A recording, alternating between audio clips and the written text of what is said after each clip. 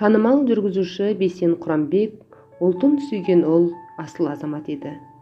Өмірге жарқылдап кеп, жарқылдап кете барды. Бейсен Құранбек қазағын өлердей сүйді. Әр қазақ оның жалғыз еді.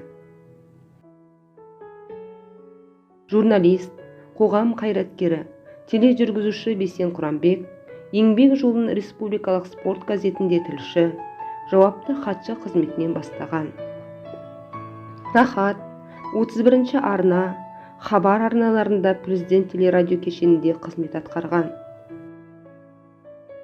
2007-2012 жылдары Жетісу телеарнасының бас директоры, 2013-17 жылдары Қазақстан телеарнасындағы Айтуға оңай ток-шоуының жүргізушісі болды.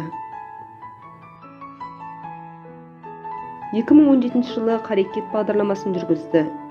Жетісу телеарнасының бас директоры болып тағайындалды.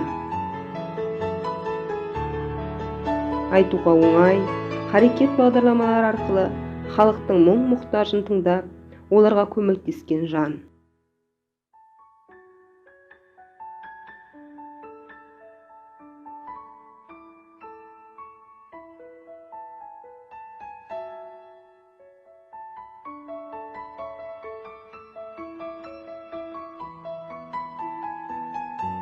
Қазақ тележурналистикасында ерекше із қалдырған Бейсен Құранбек есімі қазақ халқының жадында мәңгі сақталмақ.